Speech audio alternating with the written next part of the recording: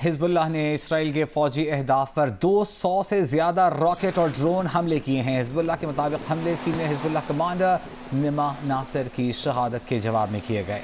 Israeli फौज का कहना है कि वो रॉकेट और ड्रोन हमलों के हिजबुल्लाह के दावे का जायजा ले रहे हैं और साथ ही हिजबुल्लाह के अहदाफ पर भी हमले कर रहे हैं। मगरबी मीडिया के मुताबिक बैरूत और लेबनान के कई इलाकों में इसराइली जेट तैयारों की परवाजें रिपोर्ट हुई हैं। माहिरीन मुसलसल खदशा जाहिर कर रहे हैं कि हिजबुल्लाह और इसराइल के दरमियान झड़पों में बतदरीज इजाफे से खित्ते में जंग का खतरा बढ़ गया है।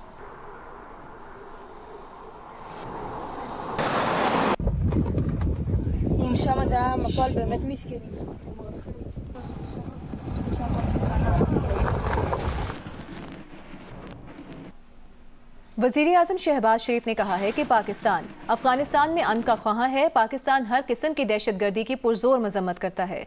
इस्लामोफोबिया के खात्मे के लिए मुश्तरका इक़दामात की ज़रूरत है।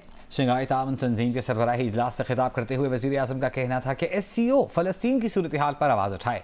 इसराइल ने गजा में जुल्म के पहाड़ तोड़े। फ़लस्तीन में 37,000 के करीब मासूम लोगों को शहीद किया जा चुका। पाकिस्तान फ़लस्तीन के मसले का 1967 से पहले की सरहदों की तर्ज पर 2 रियासती हल का हामी है। फ़लस्तीनी रियासत का क़याम और जिसका दारुल-हुकूमत अल-कुद्स हो। वज़ीर आज़म ने कहा कि पाकिस्तान अक्टूबर में SCO council of heads of government के इजलास की मेज़बानी के लिए पुरअज़्म है।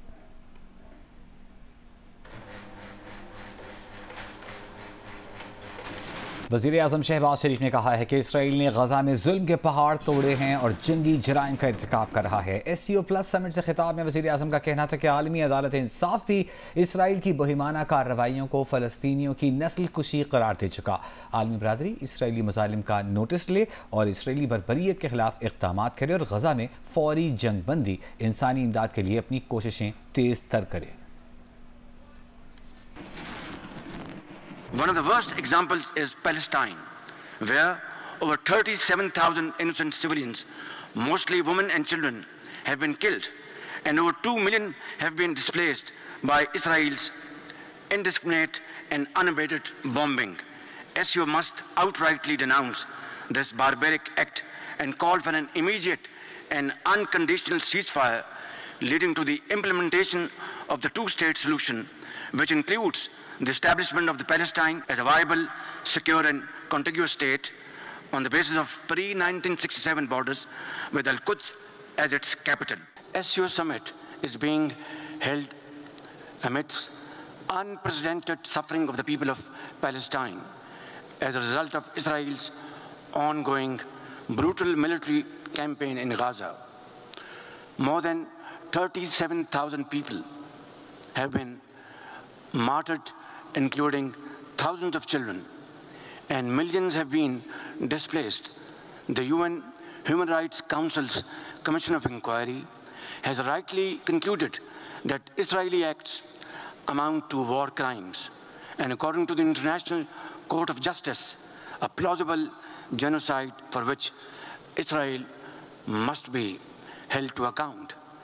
In line with the spirit of today's meeting, we must call upon the international community, in particular the UN Security Council, to uphold its responsibility to ensure an immediate ceasefire, free flow of humanitarian assistance, and protection of civilians in entire Gaza Strip.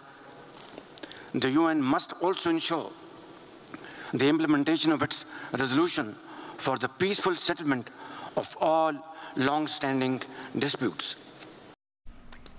वज़ीर आला पंजाब मरीम नवाज ने पूरे सूबे में रोटी, आटे और आटे से बनी अशिया की कीमतों को सख्ती से बरकरार रखने की हिदायत की है।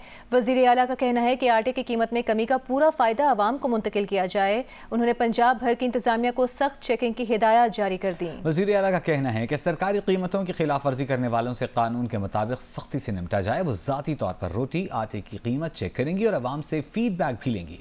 मरीम नवाज ने कहा कि ज़ख़ीरा अंदोज़ी और नाजायज़ मुनाफाखोरी करने वालों के खिलाफ सख्त ऑपरेशन किया जाए। Food authority, urban unit, police, मकामी इंतजामिया की मुआवनत से काम करें। 2 साल कबल इस्लामाबाद के इलाके खन्ना में कार की जद में आकर जाँ बहक होने वाले लड़के के लवाहिकीन ने इंसाफ के हुसूल के लिए नेशनल प्रेस क्लब के बाहर एहतजाजी कैंप लगा दिया। शकील तनोली समेत 2 अफराद 2 साल कबल खन्ना के मकाम पर तेज रफ्तार गाड़ी की जद में आकर जाँ बहक हो गए थे। शकील तनोली के वालिद रफाकत तनोली ने कार्रवाई के लिए दरख्वास्त दायर की थी। दौरान तफ्तीश मालूम हुआ कि गाड़ी लाहौर हाई कोर्ट के जज के ज़ेरे इस्तेमाल थी। इस्लामाबाद पुलिस की जानिब से कार्रवाई में सुस्ती से काम लेने पर रफाकत ने इस्लामाबाद हाई कोर्ट से भी रुजू किया।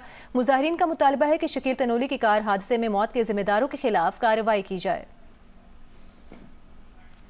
वज़ीर आज़म की बैरून मुल्क से वतन वापसी पर ऑल पार्टीज कॉन्फ्रेंस बुलाने का फैसला किया गया है। बात करेंगे नुमाइंदा जियो न्यूज़ अयाज अकबर से। अयाज, बताइएगा क्या उमूर ज़ेरे गौर आएंगे?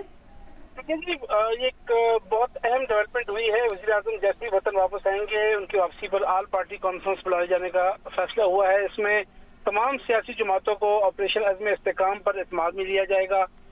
हमारे इत्तलात के मुताबिक वज़ीर आज़म थोड़ी देर कबल जो है आस्ताना से रवाना हो गए हैं और तकरीबन रात 9 बजे पहुंचेंगे। वापस आने पर जो है मुशावरत होगी और मुशावरत के बाद ऑल पार्टीज कॉन्फ्रेंस बुलाई जाएगी। इसमें एक पॉइंट एजेंडा है कि जो ऑपरेशन अज़म इस्तेकाम के हवाले से जो नेशनल एक्शन प्लान में मंजूरी दी गई थी। बहुत शुक्रिया अयाज अकबर।